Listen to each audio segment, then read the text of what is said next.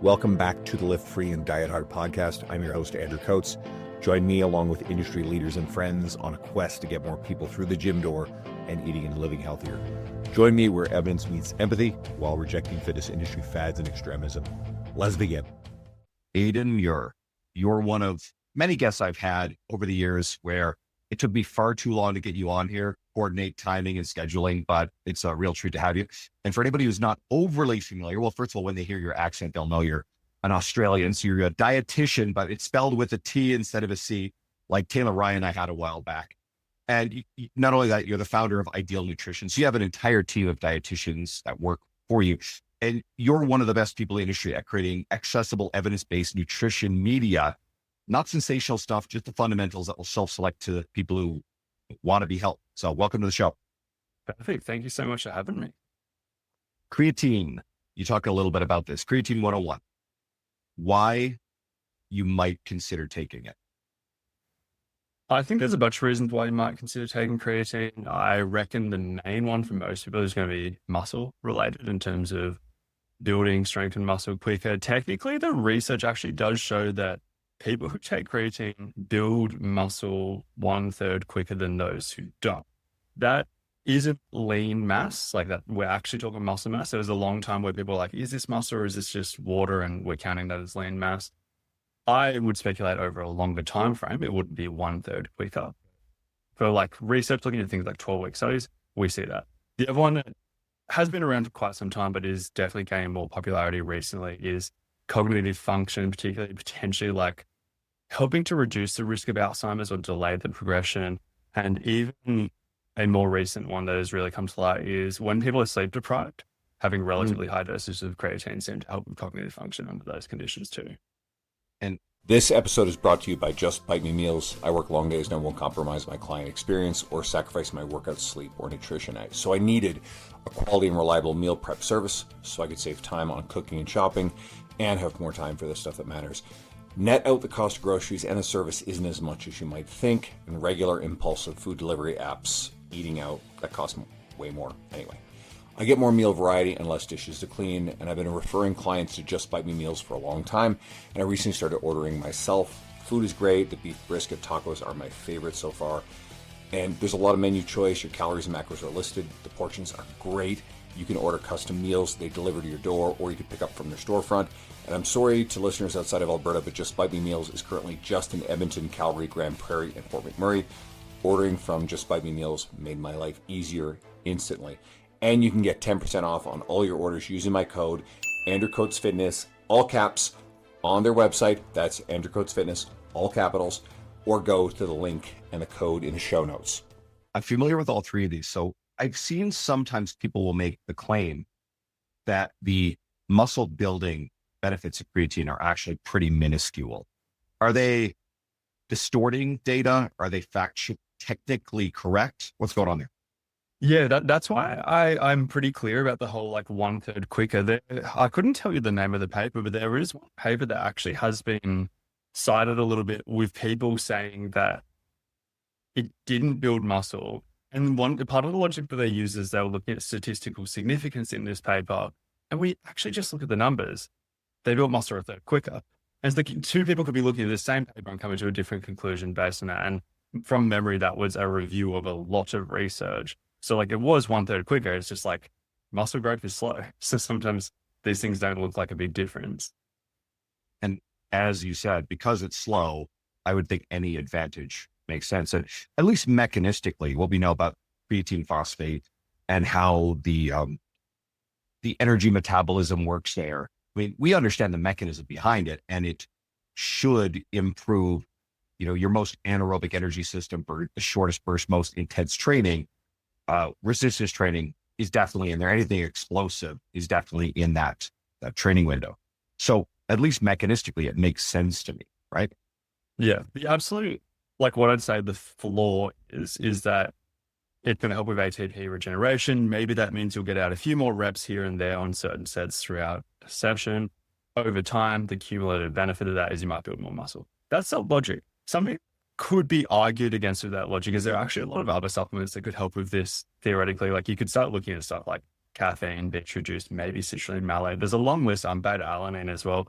And we haven't seen as kind of clear research for a bunch of these other ones for helping muscle growth, even though they are helping performance. So I'm like, the absolute flaw is it is helping performance, and that probably translates to muscle growth. But then there's some other stuff that people point to in relation to things like satellite cell signaling and stuff that like it gets a bit like even deeper into the mechanisms, which is why I do like to just zoom out and be like, okay, we've got a bunch of different mechanisms. What do the outcomes show? Like it does seem to help them. I'm comfortable with that. And I mean, even though creatine is getting more expensive compared to what it used to be, it's still relatively inexpensive. And yes, the occasional person, will experience some GI distress. We seem to overwhelmingly, it's like side effect free. Right? This episode is brought to you by Macros First. I've always struggled with nutrition tracking apps, even the slightest hassle or friction, and it breaks my habit. That changed with Macros First. When I tried it, I told my friend, the founder, Jacob, quote, this is, well, let's just call it a certain other app on steroids.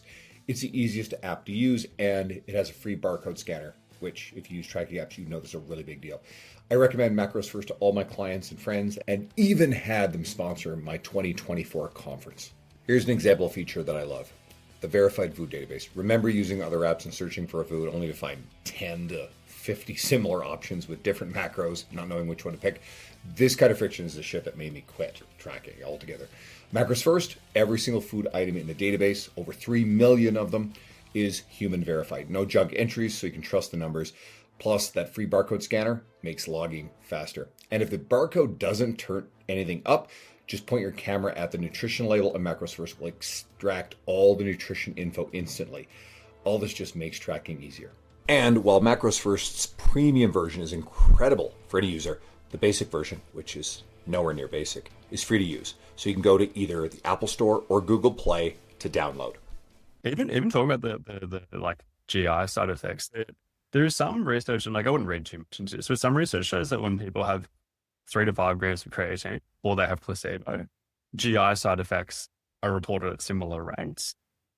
When we look at higher dose creatine, say like 20 grams, 25 grams, we see higher rates of GI incidents. So I've got 2 kind of takeaways from that, where it is, one, I think when people take anything, they're often looking for this, particularly if they know that it's a common kind of linkage.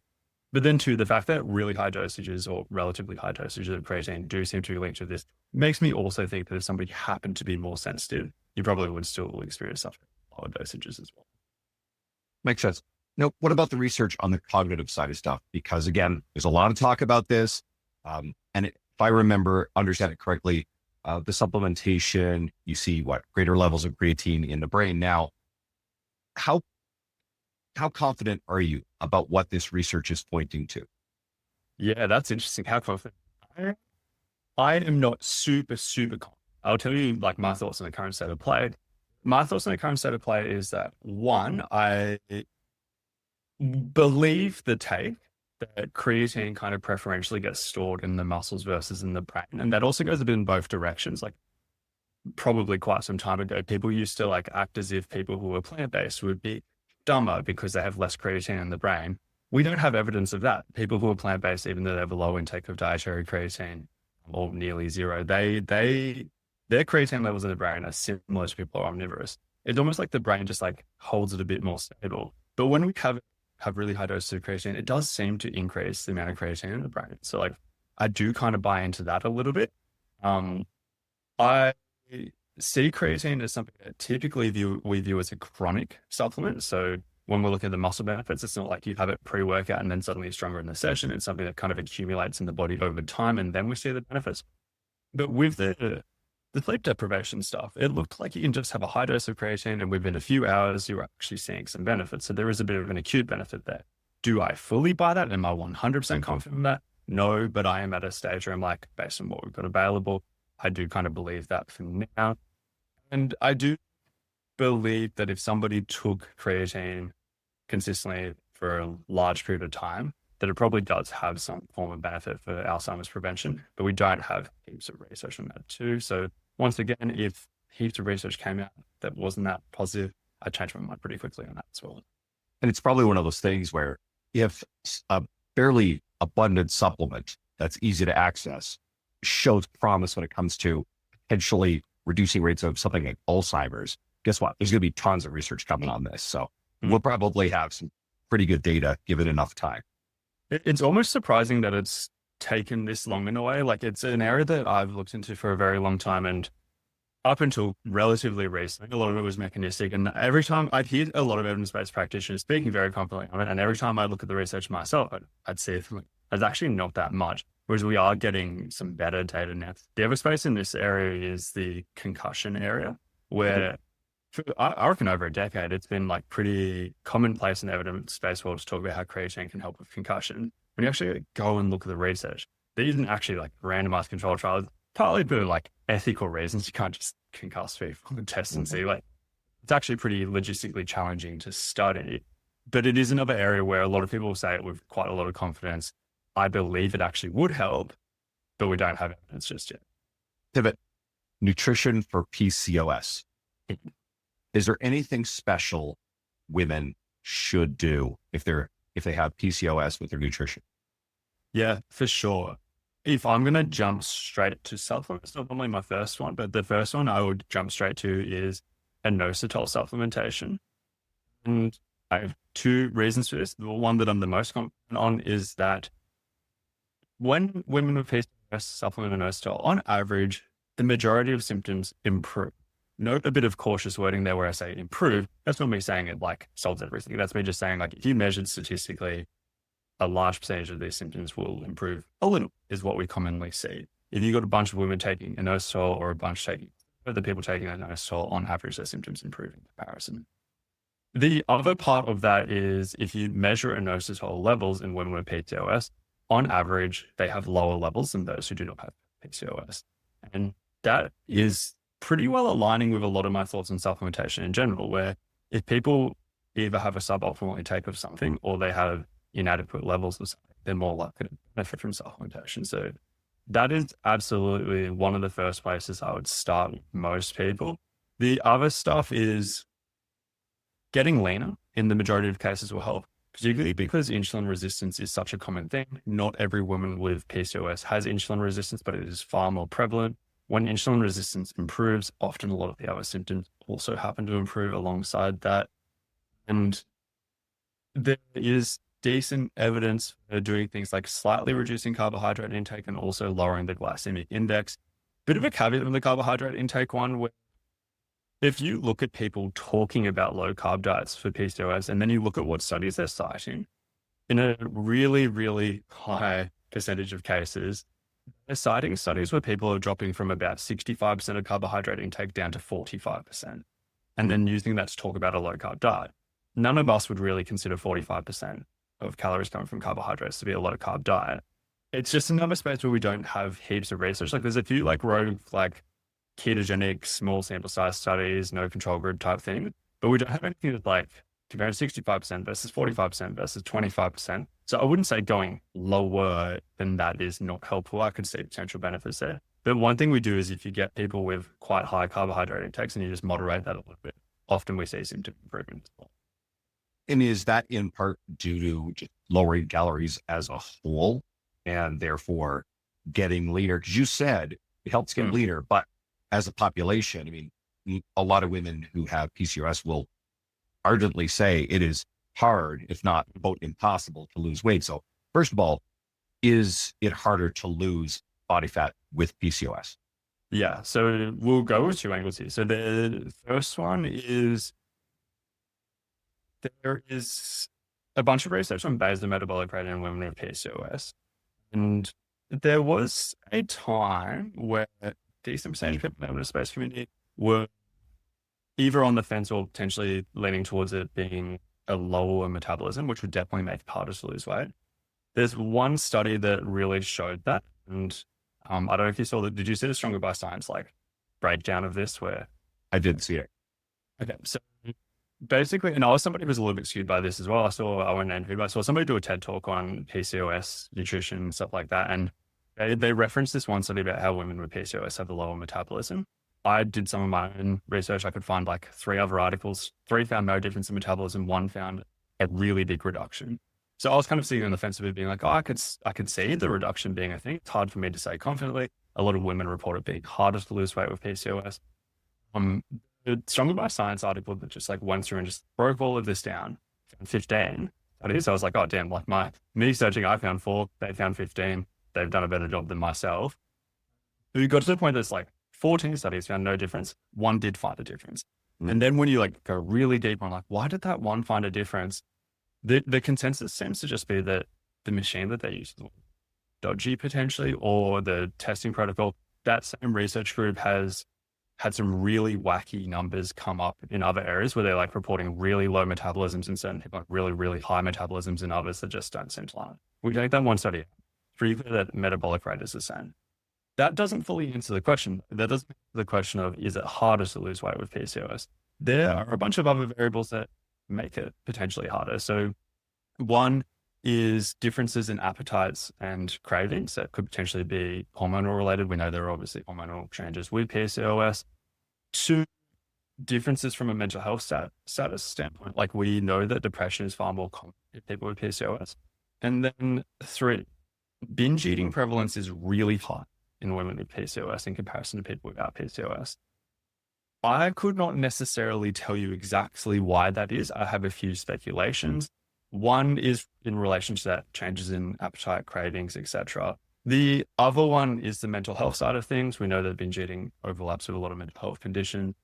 And then a third one is that binge eating and other forms of eating disorders are far more common in conditions where people kind of would benefit from changing their diet and stuff like that as well. Like using a different example, but say like type 1 diabetes, where people have to have they have to like track their carbohydrates in some way, shape or form. Like eating disorders are far more common in that kind of area. And with the PCOS stuff where dietary changes help maybe increase the odds of this. And you start like combining a bunch of these variables and it does seem to make it harder. And I've got a 4th one I'm going to chuck in. I was speaking with a dietitian friend a while ago, and they said something, I probably wouldn't use this language, but it really did get me thinking about it, where there's something along the lines of, when we believe something is harder, sometimes it actually does make it harder. And I think the language he used was like a bit of a defeatist mindset, where it's like, if you think that it's going to be really, really hard to lose weight, it makes it harder. And you combine all of those variables, it does make it harder, I'd say. In practice, I'll be, again, very careful how I use the language, because I can't say this specifically about PCOS and clients, but broadly, this is very true. If someone gets hold of a reason that they believe, and maybe it's a socially acceptable one, it's why I'm always a little bit cautious with genetics. I know genetics are quite potent when it comes to, especially the experience of food noise. It's one of the ones I've come to understanding because of GLP-1 agonist medications. But if someone has a reason to hold on to for why it's harder or something doesn't work, then it's a socially acceptable deflection from actually making the changes. Now, I think it's hard regardless, but I definitely see a pattern where if someone can, hold on to something, that it becomes a self-fulfilling belief. I think that's just very human nature. Yeah, I think so. And because I don't want to make this like targeted PCOS, what I would use as a reframe is, I personally think I have some natural talents for running. And I personally think I have some natural limitations for lifting. I think it's harder for me to gain muscle and size than other people. Does that belief make it easier for me to build muscle and build size? I would say the opposite, right? Does the belief of me thinking running comes easy to me? I think that helps me do that. We have seen that research, like the placebo steroid research, where people like believe they're taking steroids and they just make this like killer progress. And I do think that that kind of thing is relevant with some of this. So like we have all of those other like genuine challenges with PCOS. And then there is also this other side thing, which may or may not be relevant too. That makes a lot of sense. So you don't advocate for dramatic low carb diets. I know in a post you also mentioned something about anti-inflammatory diets. What's going on there? Yeah. So it is something that is linked with improved symptoms. Hard to say because I don't buy too much into inflammation being like a massive variable here, but it is linked with an improvement of symptoms, but there could be a variety of reasons. Like one of the most common ones is that if you start looking deep at the research on like what type of diets are anti-inflammatory as a whole, we start typically leaning towards like more Mediterranean style diets. And that's going to tick a bunch of these boxes because one, is going to be higher in a bunch of micronutrients that could help. Even, for example, we looked at on the insulin resistance side of things, like having more magnesium might help with that and a few other things like that. We typically would see a reduction in calorie intake, which would help a bunch of stuff. We typically would see a reduction in carbohydrate intake that would help with a bunch of that stuff. So like, I do think the anti-inflammatory side of things, I am curious as to whether is it the reduction in inflammation that's helping anything, or is it a combination of all the stuff as well? Are there specific foods that you encourage people that are anti-inflammatory, or the opposite? Are there certain foods that tend to show up broadly as being inflammatory? Yeah, so I go far more, because you can take both sides of this stint, okay? So I go towards the foods that are very like consistently shown to be anti-inflammatory. It's looking at like fruits, vegetables, nuts, seeds, other healthy fats like avocado, extra virgin olive oil, going down that type of route. There is a thing that I believe it's called like the Dietary Inflammatory Index out there, which is probably the most evidence-based area we have looking at inflammation. And it's a very broad look at stuff. It's the closest thing to an evidence-based thing we've got, because there are a lot of claims out there, like if we were to look at the sense of like what is very pro-inflammatory, you will hear certain things like dairy is pro-inflammatory, or wheat is pro-inflammatory, and a few others. And when you look at the dietary inflammatory score across broad populations, like those claims aren't necessarily true. If you go at the other end of like that kind of index, it will show some stuff that is pro-inflammatory, which I personally wouldn't necessarily have that take, but it would say stuff like sugar is pro-inflammatory and saturated fat is pro-inflammatory. Alcohol would probably have this, I'd probably join on that one, but like a few other things like that.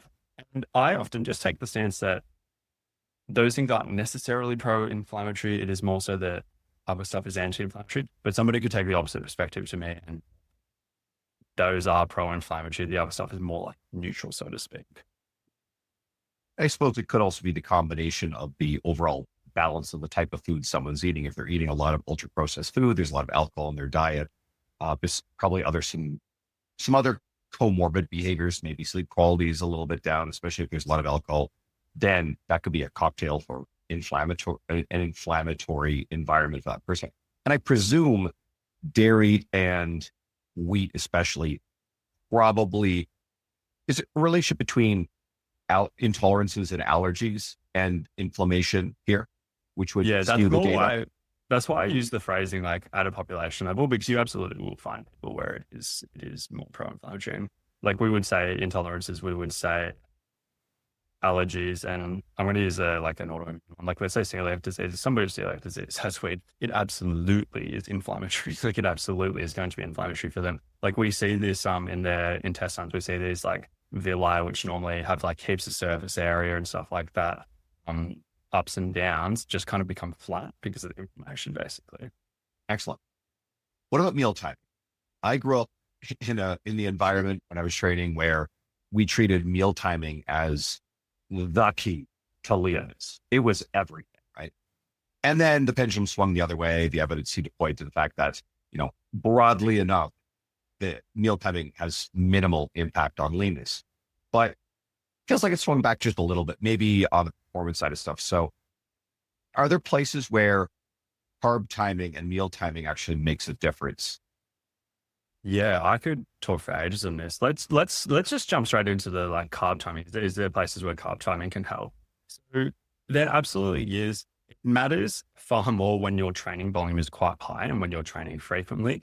So for example, if somebody is training twice a day and they're doing quite a high volume, carb timing becomes really, really important, where you would want to be having, especially directly after the first workout, you'd want to be having high GI carbs relatively frequently within the first few hours to kind of replenish glycogen stores to get ready for the next training session. Even literally today, like I say this up all the time, but even today I saw somebody, I think it was Dan Kahn, Nutrition, he posted this thing about how if somebody had 10 grams per kilo of carbohydrates, which is super high, after like a morning session, and then like say trained again 12 hours later, their muscle glycogen is still only 63% repleted. Whereas like 10 grams per kilo is like a full carb load. You do that each day for like a 24-hour period and you would be fully loaded with glycogen. They're kind of making the point that even if somebody goes super, super high, like a 12-hour recovery window is quite small. But we do see this kind of like glycogen super compensation thing where you have carbs directly after a workout and help refuel glycogen quicker. The reason why I said really high training volumes and everything is that somebody does strength training 4 times a week, no cardio, no anything, and it's always 24 hours between sessions or more, then it probably doesn't matter that much because you don't like fully deplete glycogen. You don't really get close to doing that. You don't need to like really maximize this window for getting everything back in. And what about the idea of modulating your calorie intake across different days in a week? Because I tend to be far more flexible with my clients. In fact, I try to talk to them about, I think consistency is actually a pretty good baseline, but I'm really like to have them armed with the flexibility of, if you go over on one day, then we can auto-regulate it across the rest of the week so that way it averages out to be our weekly average target versus, oh shit, we've blown it. Yeah. I'm pretty big on that up until like quite a high-ish training volume. For like with most people, that is how I view it. For say lifters, I haven't really seen evidence that it matters if you're having slightly more on certain days and slightly less on other days for body composition and stuff like that. So that gives even more relevance to just the personal preference side of things, being like, if you went higher one bit, you can just go lower another. Where I do think it gets even more interesting to me, I do a bit more work in the endurance space now than I used to as well, where really high training volumes in those spaces, like let's say somebody does a long run on a weekend and they're doing 30 plus kilometers, and let's say that they might have a rest day somewhere else in the week or whatever. I will be moving their nutrition around partly to prepare them the best they can for that session, maybe even recover or whatever. And it gets a little bit more interesting because like say somebody's doing such a long run, say 30 plus kilometers, if hypothetically they had a rest day the day before, traditional thinking would have had me be like, okay, I'll have them have less food on their rest day. But what if the long run's in the morning? We actually want like heaps of carbs on the day before, then carbs in their pre-training meal, and then carbs when they're running as well. There's some of these runs where people get over 1,000 calories coming in while they're running just through gels and stuff like that. And I use that as a bit of an example about being like, well, if they're doing all that they have to be going higher in certain days to allow for that and therefore lower after. And in some cases, it literally could even be on that same day, later on after the run, they do actually just have like less carbs kind of out and stuff. Let's talk nutrition tracking. Now, this one, even I don't know the answers to, and I think people struggle with. How do you track raw versus cooked when it comes to putting in numbers into your tracking app? My sponsor, Macros First, for example, right? So raw weight is typically going to be the most accurate. That is gold standard. Can you do cooked weight? Of course you can. I would just account for it. One of the reasons why I would say raw is the most accurate is, I'm just going to use the logic here. Let's say you're cooking steak and you've weighed out 200 grams of it. It has X amount of protein, Y amount of calories. After cooking, no matter what, it's still going to have X amount of protein and Y amount of calories. That's not going to change. It's still the same piece of meat. What if one version of you like undercooks it a little bit and the other version of you massively overcooks it? It's going to lose more weight when you overcook it massively. So if you were weighing everything and tracking based on cooked weight, you would be probably getting different numbers, even though what you actually consume is the same. Is that a big deal? Not really. Like for most people, I just don't think that matters too much unless there's a huge discrepancy. And in most cases, there won't be a huge discrepancy, but that's why we would lean towards raw weight first in most cases. So what about something like lean ground beef, where you cook it, you're going to lose a lot of the fat, especially if you drain it. Mm-hmm. How do you navigate that with clients? It is an interesting one. I've looked into this because I've done like on TikTok and stuff like that. I've done comparisons of like high fat ground beef versus low fat. Funny for me as Australians saying, if we say like mince or lean mince and stuff like that, I got a comment about this earlier today actually. But I've done like high fat versus low fat ones, and there have been people who've said like, oh, I just drained the high fat one, so it is now low fat. And I have looked into it quite a bit. And let's say 100 grams of high fat ground beef has 20 grams of fat. When you drain it, the absolute best case scenario is it comes down to about 12 grams of fat. The worst case is still more fat, like 15 or something like that. Whereas the lean one will have 5 grams to start off with. So like draining it won't fully get rid of all of this, but it will help. And I suppose I've indirectly answered a little bit there with saying it will lose some, so you can and probably should account for that in some capacity. It's just hard to know exactly how much it loses. I guess this does matter if someone is trying to make sure that they're hitting their fat minimums. But I suppose if you're also consuming lean ground beef, that's still a fairly high amount of fat, even at the leaner versions. Yeah, in comparison to like white fish or like chicken breast. Okay. And so the same thing goes for things like rice and oatmeal, way up by dry weight, which is what I've traditionally done. Okay. That one, I think, takes care of that pretty well. Okay. With the rise of hybrid athletes and people engaging in endurance sports, are there important nutrition strategies here? You sort of talked about this a little bit earlier. Is there anything that you really want to say, hey, this is the big rocks for someone who's starting to incorporate more long, distance, whether they lift, but they also want to get out and hike or run more? Yeah, for sure. So firstly, I'd probably say just more calories in general. You can tolerate a lot more volume. So I would say that if we just look top end athletes in both sports individually, like if we looked at bodybuilding and powerlifting, most people seem to train 8 to 12 hours per week at the top end. We look at endurance athletes, most of them seem to train around 20 hours per week. Therefore, if somebody is becoming a hybrid athlete, firstly, if they just went from just lifting, they can actually just raise their absolute volume a little bit.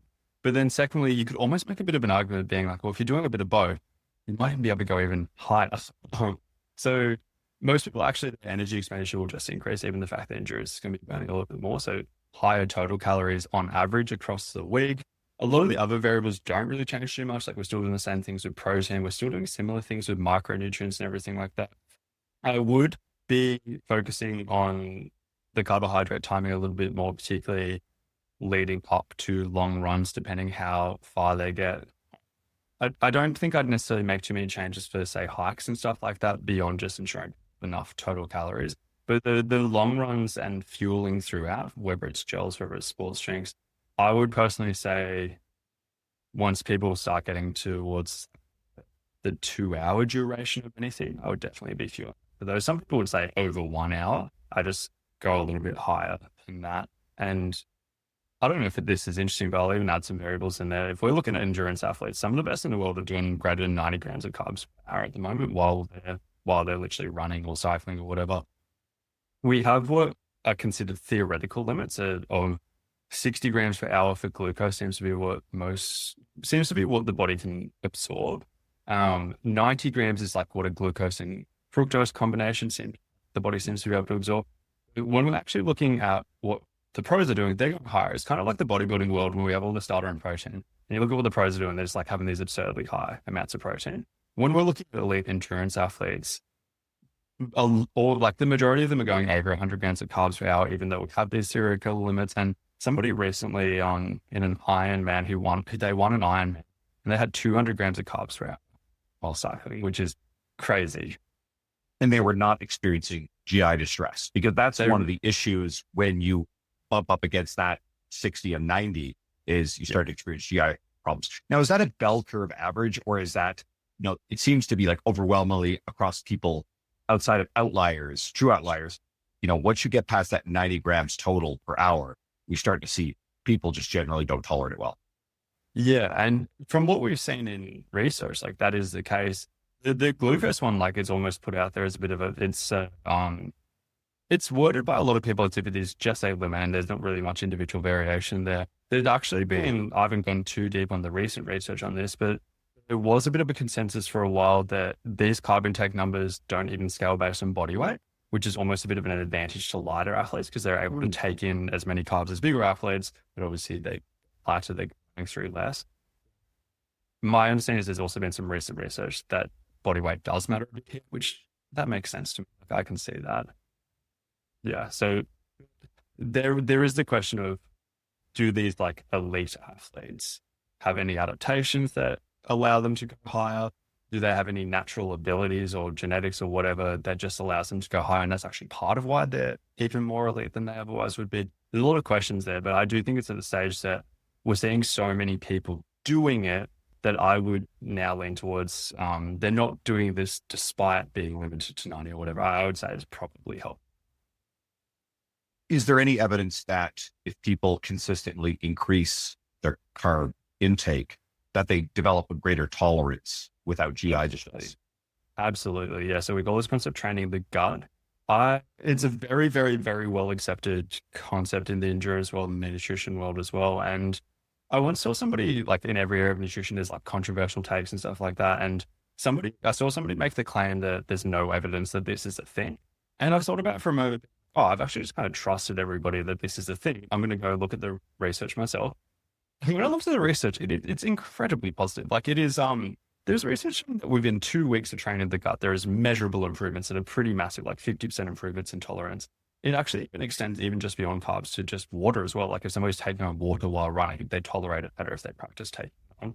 So we can see pretty massive improvements quickly, which I like because a lot of people in that hybrid space are coming to see me often within 12 weeks of a race or something.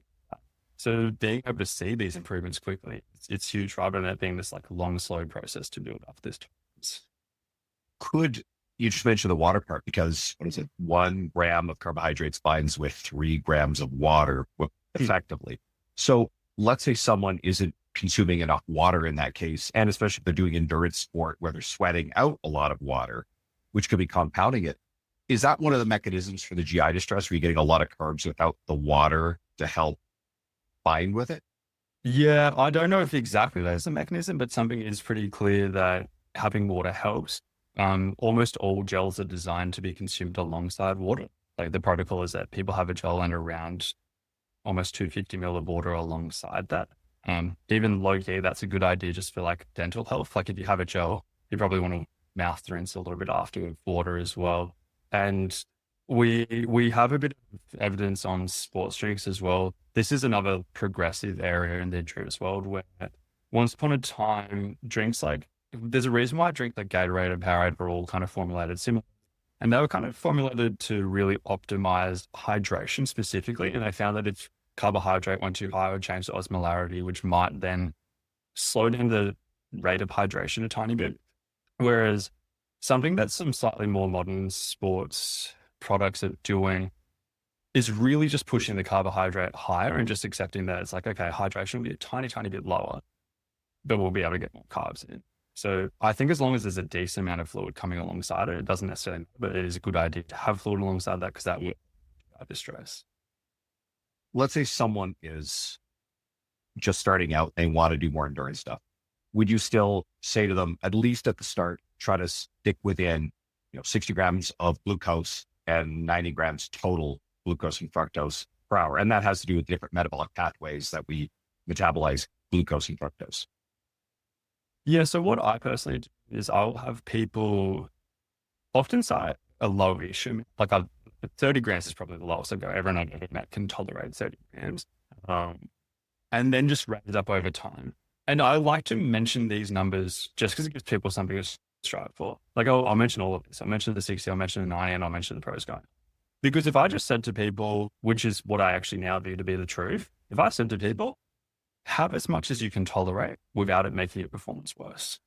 If I just said that, which is what I truly believe to be true, I think a lot of people are a little bit soft and would probably get like 30, 35, 40, and then be like, that's the sweet spot. I'm going to stop here.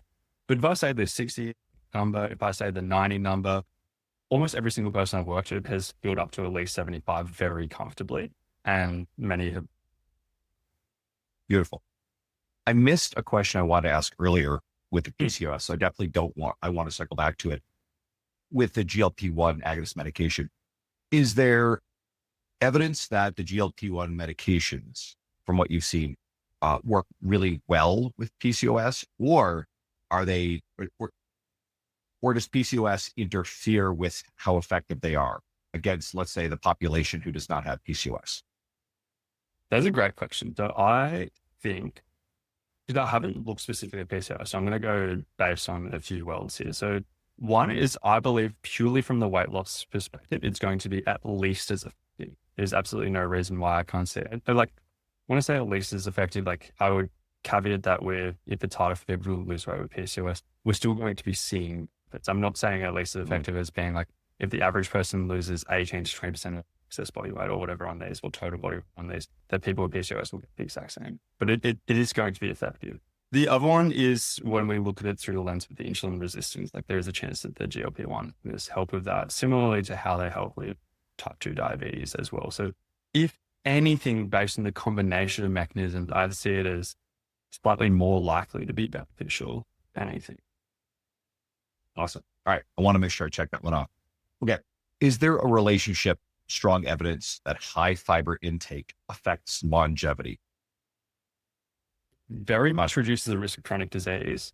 It statistically reduces the risk of cardiovascular disease and also cancer risk. I'm pointing to those two specifically because if you live long enough, those two things are probably the things that are most likely you. Therefore, the fact that fiber statistically is linked to a reduction in both of those things, pretty clear sign that it probably helps longevity. You could then make other claims about being like, is it the fiber that's doing this, or is it reduction in calorie intake? Is it increase in micronutrient intake? Is it a bunch of all of these things? And I would say that, yeah, it's a correlation, but the evidence is strong enough that if longevity was something I cared about, I would have at least a decent fiber intake for sure. Okay. Anything to counter some of the narratives where people are now popping up, making claims or hearing talking heads say that we don't need fiber or that fiber is actually somehow actually detrimental? So the first one is exactly what we just spoke about. And there is a chart, I posted this on social media, it'll be a while ago, so I can't really point to it, but it literally just charted fiber intake and risk of chronic disease. The higher people got to quite an absurdly high intake of fiber, the lower the risk of chronic disease.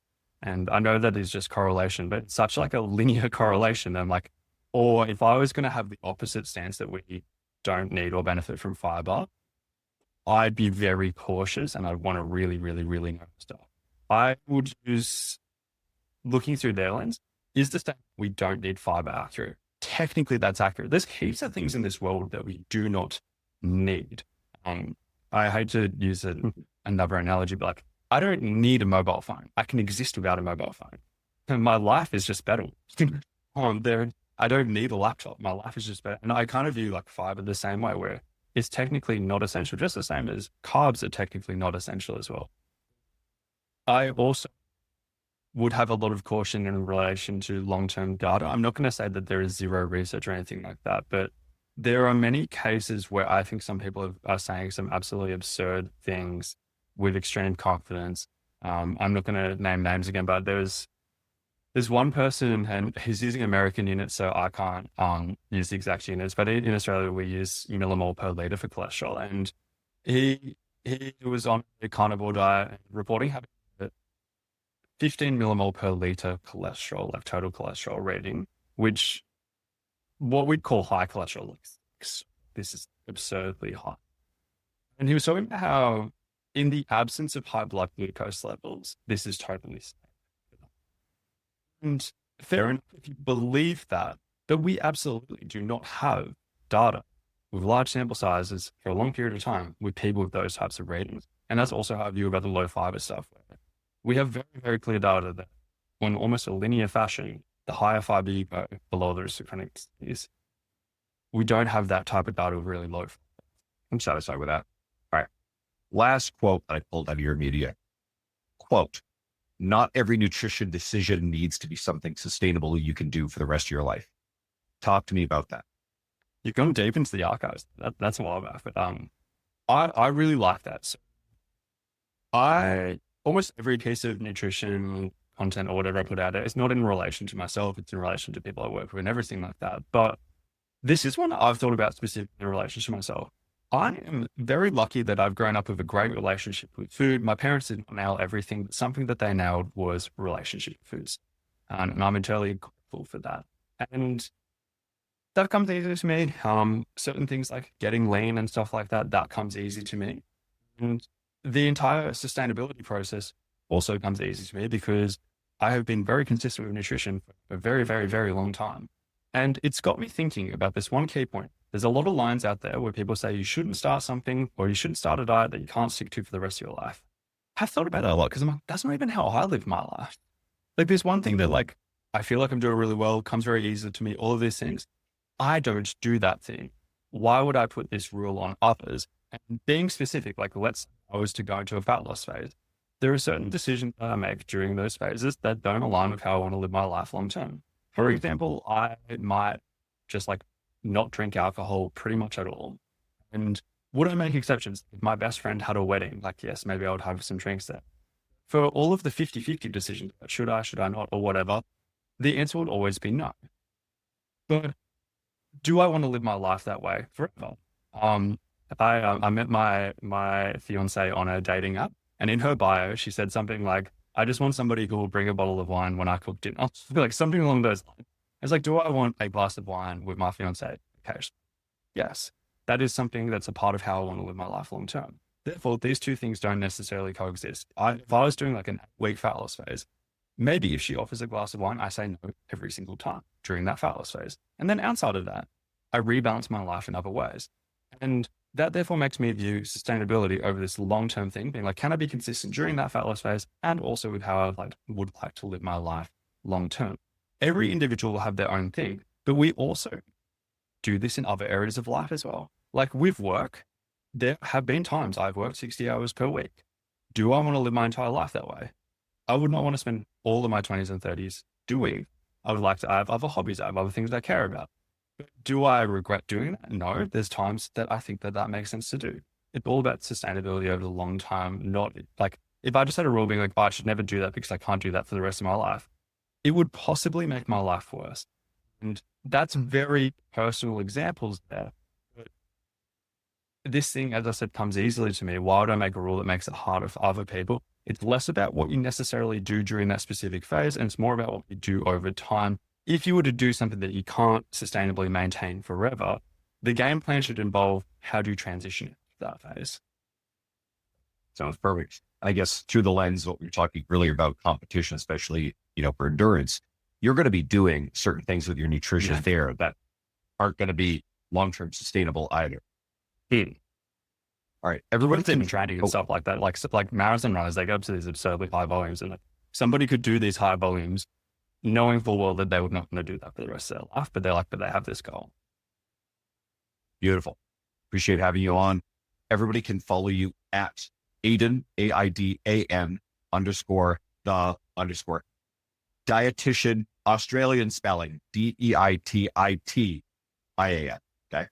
And it's fun with Aidan. It's my middle name, and it is AIDAN, right? So a lot of people get tripped up there. But anyway, you guys should be able to get that. I'll obviously have you tagged in my social media as well. Is there anywhere else you'd want to send people to get more of your resources?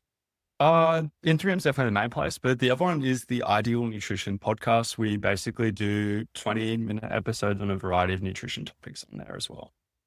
Deeper dive to what we did here. So we did a lot of quick hitters, but great information. Everybody tuning in, if you really enjoyed this, I not too long ago had a fellow Australian dietitian, Taylor Ryan. She's wonderful.